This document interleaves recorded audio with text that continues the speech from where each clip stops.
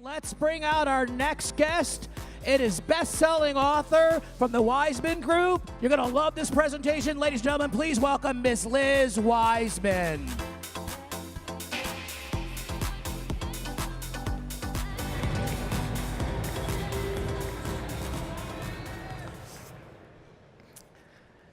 Okay, I have just one rule in speaking, which is never follow Mitt Romney. So this is going to be the part of the school assembly where we transition from the student body president to the class clown. But I hope we have some fun here, and I'm actually really excited to follow someone who has raised his voice in the world and has provided the kind of, and stood for the kind of leadership we need right now. Now, I was here last year at Silicon Slopes, and we talked about leaders who are multipliers, leaders who use their intelligence, their intellect, their know-how in a way that provokes and amplifies intelligence around them. And then we talked about diminishers who seem to suck the life out of the organization. And while this idea of leader as multiplier has resonated with people all around the world, the reality is that too many people are still stuck working for diminishing leaders. Now, sometimes they're the tyrannical, narcissistic, bully kinds of diminishers, but sometimes they're the accidental diminisher, the well-meaning leader, the leader who thinks they're bringing out the best in others. So today, this year, I thought we would talk about how do we deal with the diminishers that are all around us. And for me, this is a part of a mission to, I'm not so secretly on a mission to rid the world of bad bosses, which is a pretty big job. But I hope we can do something today to help you rid your world of a bad boss. Not, of course, getting rid of the boss, but how do you get rid of the diminishing effect inside of your organization? Or for some of you who feel really stuck working for diminishers, how do we make work just suck a little bit less for you? That's our goal here today. I want to start with a quick recap of this idea of leader as multiplier, leader as diminisher. I am going to draw upon people who were here last year, or if you've read this book, or if you've worked for someone who was an amazing multiplier, or unfortunately worked for someone who was a diminisher. And what I want to do, we're going to just do some shouting for the next 60 seconds. I want you to think about someone you worked with that brought out the very best in you, someone who is a multiplier. What do these kind of leaders do? And if we could get the house lights up, I'm just going to ask a few of you to just shout out, what is it that multiplier leaders do? They empower, they inspire, they challenge, they trust, they lead, they encourage, they ask good questions, they see genius in others. Okay? Hopefully most of you have had that kind of experience. Okay, now let's talk about your diminishers. Who here has actually worked for someone they consider to be a diminisher? Just go ahead and raise your hand. It has therapeutic value, just doing this, okay? Now, my research shows that the answer to this question of who has actually had an experience working for a diminisher, the answer is just about 100% of us have had this experience. What, on the other hand, did your diminisher do? They belittled, they micromanaged, they took credit, they sucked the life out of you. Did that not just feel good right now to say that? Yeah, you just went right for the jugular on issue. They cause other people to hold back and to play it safe and to operate small, offering only the tamest of ideas. This is really the fundamental difference between these two leaders. Now, when I did this original research, I could see that these leaders were getting less than other people, less than half of the capability of people around them. 48% is what came out of my research. Now, of course, they're paying full price for the resource, but getting only 48% of value. But I found that it doesn't just end there. It's not that they just get less intelligence from people around them, people who are working for diminishing leaders, be they the tyrant types or the accidental diminishers, experience increased stress, lower confidence, lower energy, poorer health, and just general unhappiness. Okay, so if you've worked for one of these diminishing leaders, or if you are in this situation right now, you kind of know the misery, right? But it doesn't end there either. It gets shared, and it creates toxic work environments, and it gets shared to those we live with. And we take home anger and stress and irritability and increased complaining and social withdrawal. So if you are friends with or have lived with someone who's working for a diminishing boss, you know this dynamic. You know that misery for one can end up being misery for all, right? So how do we work and work at our best for someone who's sucking the life out of us, who's bringing the very worst out of us? About a year and a half, I decided to do a deep dive, further research on this to understand what are the very best strategies for dealing with the diminishers around us, be they at work, be they in our community organizations, be they in our church organizations. How do we best deal with diminishers? Now, I'm going to show you what we found in this research. There's a list here. This came out of a survey we did of hundreds of people done on Qualtrics. Thank you to the team at Qualtrics. And what we've got here are the 5 most common responses to diminishers. Now, we're going to have a little bit of a contest. We've got a microphone right here, and I need 5 volunteers, people who want to play in our little mini game show right here. The most important thing you need to know is there is a prize. Okay, now it's not a big prize. There are no cars. It's a book. But anyone who wants a book, come on up. Thank you. We need 5 people. Oh, come on up. And here's what I want you to do. And actually, I want everyone to participate in this. I'm going to help you here, Liz. No running. No running. Keep it safe. Keep it safe. Come on over. Here's what we want you to do. Would you look at this list of 5? And I'd like everyone to do this. Write it down. Only one thing on this list of 5, our most common responses, actually works. Which one is it? Is it confront them, avoid them, quit, comply and lay low, or ignore the diminishing behavior? What would you say? Our first contestant is? Sarah. Sarah. Sorry, she was talking to me. Can you repeat the question? That's really embarrassing. Which of these 5 strategies actually works as a defense against diminishing leadership? Let's go with ignoring diminishing behavior. Okay, what do you guys think? Ignore the diminishing behavior?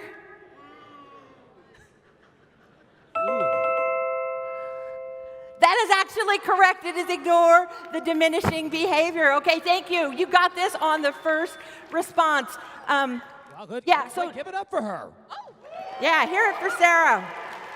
Okay, and I think we've got books for the next 5 people online. But go ahead, and if you had an answer other than ignore the diminishing behavior, go ahead and tell us what it is and why you think that might work. This is tough because 5 was the winning answer, right? So Ignore the diminishing behavior? right. So I suppose you could confront them. Yeah, confront them. What do you think about the strategy of confront the diminishing leader? We already knew it was wrong, Mike right? Newbury, Christopherson Business Travel. Confront the diminishing leader is actually the most popular response. Why do we do it? Pride, because it feels good. I get asked this a lot. I'm a magnet for diminishing stories. People come to me and say, I've got this incredible dinner shirt. What should I do? Should I confront them? And I tell them yes, only under 2 conditions. One is if they've got like a black belt in crucial conversations, or if they wrote the book Radical Candor, who you're going to hear from later today. Or the second condition I would say, so yeah, go ahead and confront them, is if I actually don't like you very much.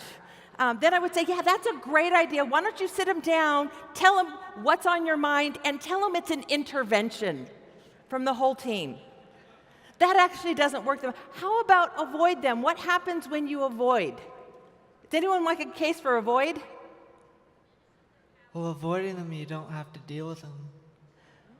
But When avoid them, you don't have to deal with them. You're just like, I'm going to pretend you don't exist. What happens when you ignore a controlling, micromanaging, interfering kind of boss? They will find you. They will find you. Okay, any other responses? Yeah, why don't you talk about why would you quit? I think for anybody that is debating about quitting, then they shouldn't be there. I think that that's a common response because our natural instinct is not to confront and just to get rid of the situation, get out of it. Yeah. Quitting is a response that on first pass looks like a winning response. However, what's the problem with quitting? See, most people, there's lots of data that tells us that people quit their bosses. They don't quit their jobs as much as they quit their bosses. They quit their boss and they go down and they find a new job. And what do they find at their new job? Same boss. Yeah, another bad boss, another diminishing boss. See, quit only works if you quit and then go shop for the right kind of boss. Okay, and then lastly, comply and lay low. I think it's tough to do that because you get into a rut and then it kind of halts your progression because you're no longer trying to excel, you're just trying to dance around another person. Wow. And then you start to become your very own diminisher, don't you? Yeah. Thank you, thank you. These are the things that we are doing most often. Ignore the diminishing behavior is the one that seems to work. It's turning down the volume on the diminishing behavior. Now, there's a lot of more strategies. Let me share with you a second list. And the second list are the 5 least effective strategies for dealing with diminishers. What do you notice about these 2 lists? When I was going through the data, it didn't take too long to figure out that they're actually pretty much the same list. The things that we do most often in dealing with diminishers around us are the things that are least effective. But it actually shouldn't surprise us that our strategies for dealing with diminishers are a little bit faulty or feckless, because after all, that's the point, isn't it? That around diminishing leaders, we're not at our best. And when our powers of reasoning are compromised, it follows that our coping strategies will be compromised as well. In fact, many of the things that we're doing around diminishing leaders not only don't fix the problem, they exacerbate the problem.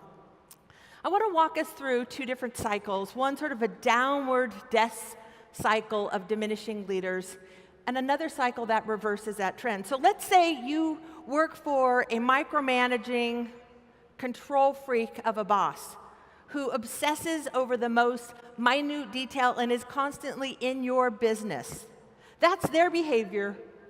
What do you tend to do that follows? Now, on the surface, in public, you may comply. But in private, what are you doing? See, we're judging, and we're judging their behavior to be wrong. And why? Because it is fundamentally wrong. We know it's the wrong kind of leadership for organizations that need to be innovative and agile, but we also judge it to be wrong on a deeper level because it violates for us what is probably our fundamental need, if not God-given right, for self-determination. So in our state of judgment, we criticize, we stop listening, we exclude. And what happens again in review here when you exclude a micromanaging control freak? They double down. They double down. And they're all over you. And now what we have is a standoff between actually 2 diminishers. The original micromanaging boss, and then you who has actually joined them in the diminishing, doing the very things that diminishers tend to do. So what if, instead of doing that, what if we responded with the hallmark of multiplier leadership. And if we can go ahead and skip to the next slide, somehow there we go. If we responded with the hallmark of multiplier leadership, which is intellectual curiosity, and instead of judging what they've done to be wrong, deeming them a bad boss, what if we wondered? And we asked questions like, I wonder what he's so nervous about. I wonder what she needs from me to feel confident or in control. And what if we responded with inquiry and with maybe a little bit of empathy and wonder? See, as we change our diminishing behavior, they tend to change their behavior back as well. As we extend some respect, we earn respect. As we offer trust, we earn their trust. And now instead of a standoff, you have this collaboration between a micromanaging diminisher who's now maybe a little less of a diminisher, and you who's actually just a little bit more of a multiplier-like leader. Now, great big caveat on this, I am in no way suggesting that if you change your response, you're going to change this person. You are not going to magically transform them into a multiplier. But when you change your response, you change the dynamic. And changing the dynamic happens when we realize that we can't diminish someone out of being a diminisher. The dynamic changes when we realize that sometimes when we face vast darkness, that we're the ones who have to supply the light. That maybe we have to supply that light upward and be that kind of a leader. I want to tell you about Captain Sean Heritage. Now, Captain Heritage is a cryptologic warfare officer for the U.S. Navy. He went to the Naval Academy. He did graduate work in technology, graduated from Johns Hopkins and the Naval War College. He's an absolutely brilliant commander. He's also an innovative thinker, a fierce learner, and a true collaborator. After serving as a commanding officer, he's assigned to a joint command where he's going to be serving under a colonel in the U.S. Air Force. And not only does this colonel come from a different branch of the military, he actually comes from a very different school of thought about leadership. This colonel tells everyone what to do, and he tells them how to do it, and he shows like noticeable frustration, physical agitation when anyone does anything different than how he wanted it done, even if they get the right outcome. While Sean and the team on the base are pouring their hearts and their souls into the work, this colonel is spewing a steady stream of destructive criticism. Now, after months of cutting remarks, Sean can't really take it anymore, and he hits a wall. And he literally hits a wall. In the colonel's office, he just wells up with frustration, bam, just slams his fist against the wall. Shocked by his own behavior, he composes himself, he apologizes, and as he leaves, he realizes the sting of hitting that wall is nothing compared to the dull ache of knowing he's in this post for another 2 years. He feels stuck and helpless, and he contemplates leaving the Navy. Sean turns to his peers for guidance, and their response is like, man, you can't quit on us. Don't quit on us. You are our beacon of hope. You are our ray of light. Like, man, you got to stay. Sean reaches out to what he calls his personal board of directors, families, and friends who advise him. He vents, he soaks in their wisdom, and then Captain Heritage reoriented himself. And he decided instead of complaining about the leader that he didn't have, he would be the leader that his team deserved and needed, and one that might just inspire the colonel. Captain Heritage starts playing an as-if game, pretending as if his boss is more of a multiplier. Instead of excluding his superior officer from the operations, He invites them in to see firsthand the energy and the commitment of people on their team. Now they're co-creating together. He said it felt like for the first time we're on the same ship. He makes having fun at work a visible priority. He starts developing the leadership capabilities of his peers and his juniors. And he doesn't wait for perfect multiplier-like behavior. All behavior in the right direction, even if it's a little wobbly, gets celebrated and reinforced. Captain Heritage decides he's going to focus on that which is absolutely in his control. And he decides what's most in his control, strangely enough, is his office. And so he begins redecorating his office. This Navy commander decides he's going to redecorate his office. Every week, he brings in a piece of art, not like scenes of beaches he'd rather be on, but this happy, hopeful art that he can share with everyone. Across the base, it gets known as the Wall of Optimism. 2 months later, the colonel replaces his CXO, his second in command, with Captain Heritage, a sign that things are starting to change.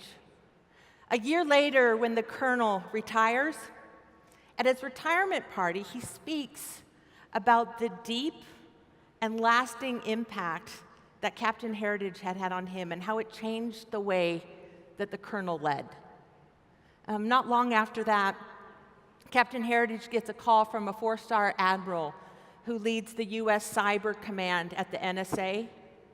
And this 4-star admiral invites him to Washington to come and work for him as his assistant. And he said, Commander Heritage, I want you to come to Washington and work for me, and I want you to bring your art. See, what he realized is that when he stopped confronting and started constructing, that he was no longer a victim of poor leadership, that he was a respected leader who was changing things across the Navy. You see, sometimes the best way out of a diminishing situation is to multiply up. And what I want to do in our time that we have remaining, I want to share with you several strategies for breaking the cycle of diminishing leaders, things that can change the dynamic for you. Now, these first two are defenses. I call them defenses against the dark arts of diminishing leaders. Okay? They're meant to stop the spin of the cycle, kind of like relieve the pain. Now, the first is pretty straightforward. Assert your capability. Sometimes we have to tell overly helpful bosses that we don't need help. Okay, who here has little kids, like 3-year-olds? Anyone here with little kids?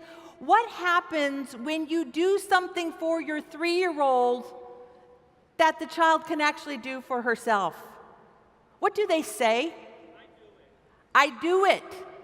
It's actually what every 3-year-old says across the world. It's like, no, Daddy, I do it. Now, she probably doesn't sit you down and say, Dad, you know what, you're micromanaging me, and you're actually a really terrible dad, and I hate being a member of this family. I feel oppressed by you doing things for me. And she doesn't complain about your parenting to her siblings. She just says, you know what, I've got this, I can do it. Some of us need to channel our inner 3-year-old and let people know we've got this and we can get it done. It's amazing how people back off, and sometimes they just go and micromanage other people, your colleagues. Number 2, retreat and regroup. Several years ago, I was doing some coaching of some executives at Apple, and I got this really interesting coaching assignment. They said, Liz, we need you to get a couple executives Steve ready. Could you imagine what that means? Like, they're not going to be working with Steve Jobs, ready to go in and spend time with him and meet with him. So I went out and found people who did this well. There's one executive who had this great strategy for pitching with Steve. She knew that when Steve started to get agitated or opinionated, there was very little chance of prevailing. So instead of trying to win the game, she would regroup. She'd say, Steve, you've given me new things to think about, things I hadn't considered before. Would it be okay if I take a couple days, think about what you said here, and come back to you with a modified plan? Steve would always say, of course. She retreated, he unentrenched. She came back and presented a plan that involved both of their thinking, and it moved forward. A couple strategies for multiplying up. Number one, use your boss's strengths. Again, I'll go to Apple.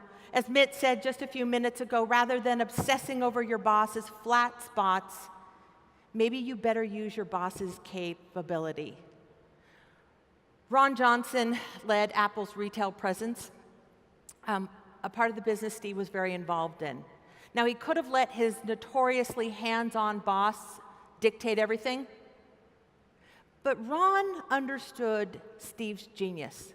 See, what was the thing that Steve did better than anything else that Steve did? What was Steve Jobs' true genius?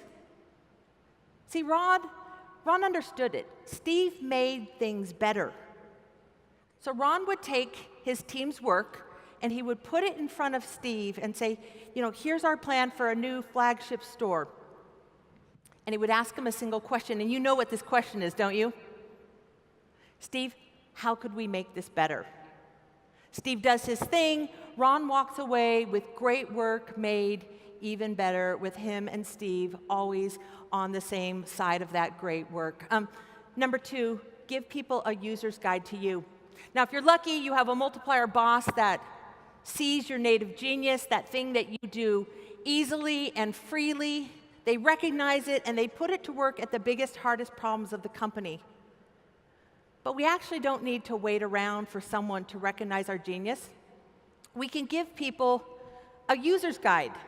Here's what I do, and here's how you can use it. We can make it easy for other people to use us at our highest point of contribution.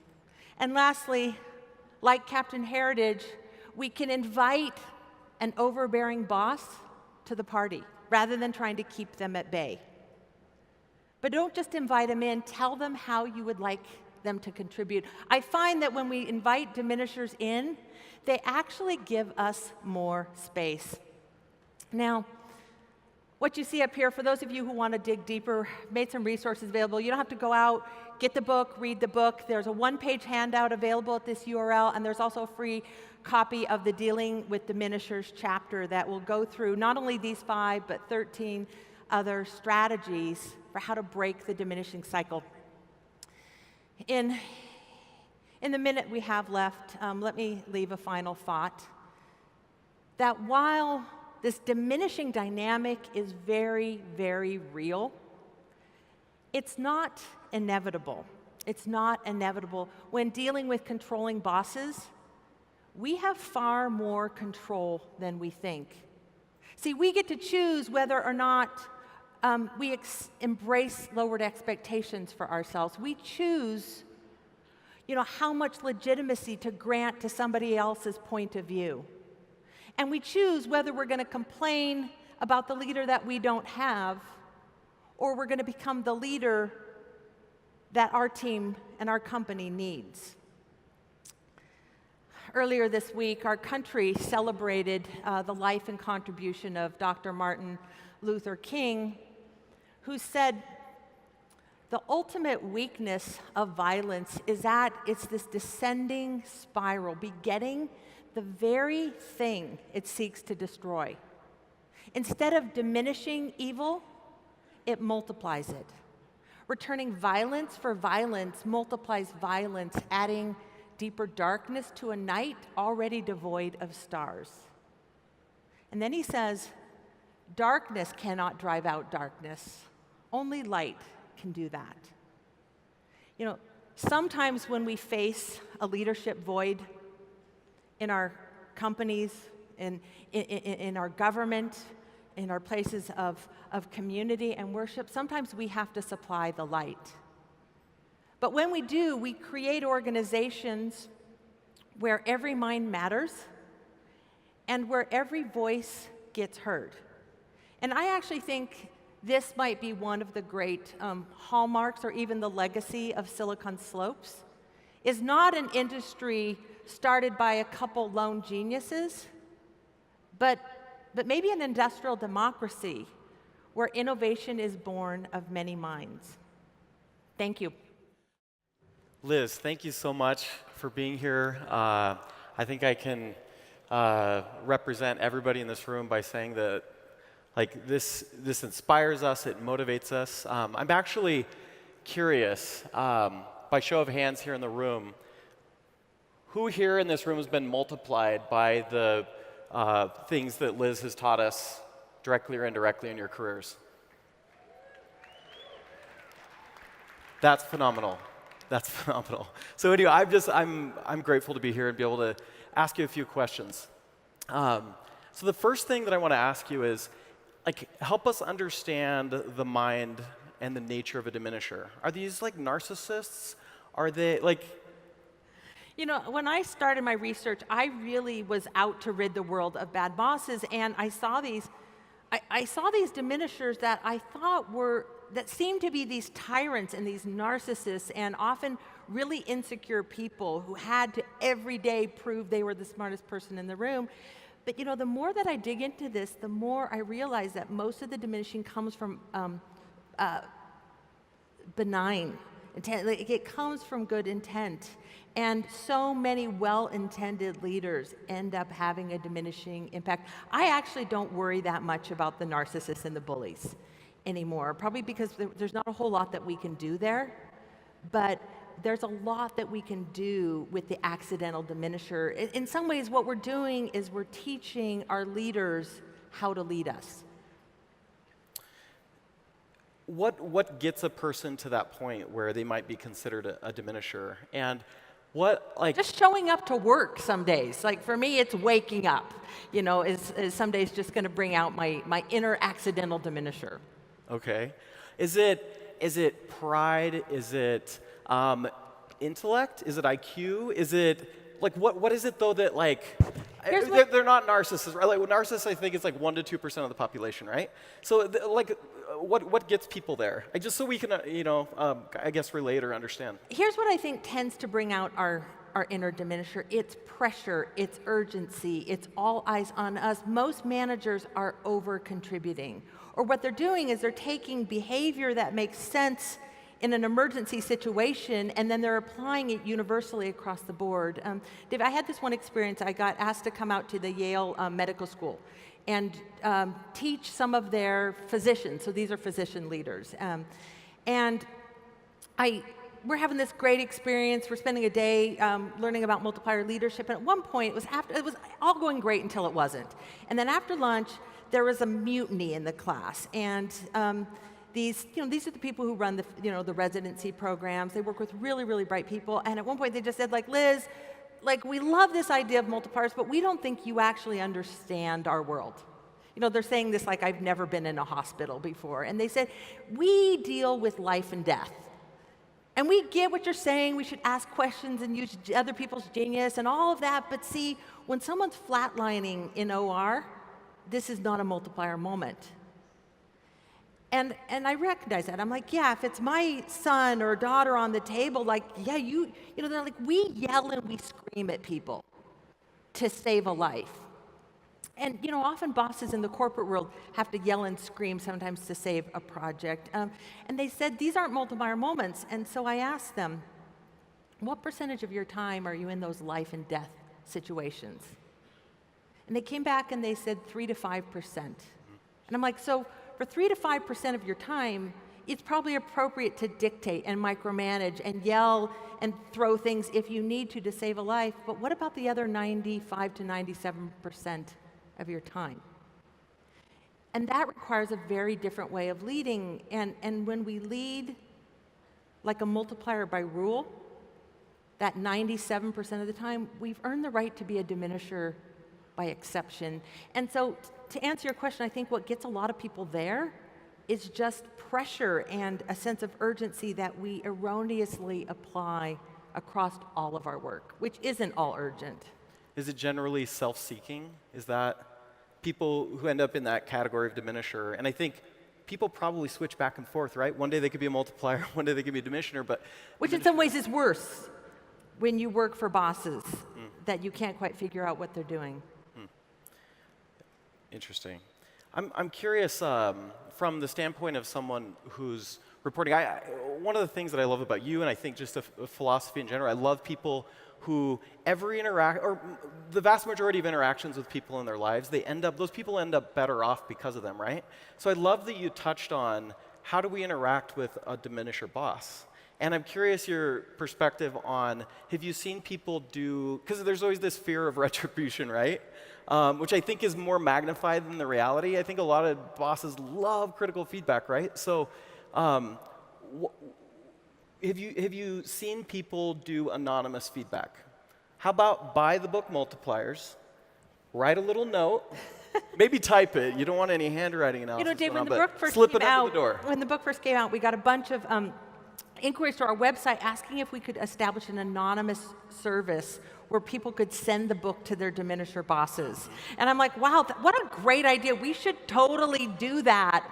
And then I thought for like 10 seconds and I realized, okay, this is a terrible idea, which is why confronting tends not be such a good strategy. But I think that at the core, and hopefully the message I was able to share today is that the best way to deal with a diminishing boss is to be a multiplier. Because it's certainly what I've learned in my research is that we love working with people who bring out the best in us. And I've spent most of my career as a boss. I got thrown into management when I was 24 and thrown onto Oracle's executive committee, I think when I was in my mid-20s. And I've worked with a lot of executives, and as a leader, we like working with employees and staffers and peers and colleagues that also bring out the best in us, and it absolutely changes the relationship. Like, use your boss to their fullest, even if they've got diminisher tendencies. And there's maybe 2% of the population around whom that doesn't work very well, but 98% it does. It will change the dynamic. Have you seen a lot of people in just coming to an awareness of this hop categories from the diminisher over to the multiplier? Is that a path that is easy to make for people, or do you see it very often? And what gets you there? I do see it, and for the hardened diminisher, it's hard work. It's really, really hard work. But for the accidental diminisher, people can hop categories really, really quickly, and it starts with just asking for feedback. And sometimes it's as simple as talking to people and say, with the very best of intentions, how might I be shutting down capability on this team? And if you ask in that way, people will tell you. And I do think, Kim's going to be speaking later today, when you focus on people's best intentions and assume that people are trying to do a good job leading, it sets the table for radical candor that changes the way that we work. I love that. I love that. Well, we're so grateful to have you here today. Thank you for being here, and let's give it up for Liz Wiseman, everyone. All right, ladies and gentlemen, one more time for Liz Wiseman, one more time for Dave Bateman from Entrada. Thank you both very much.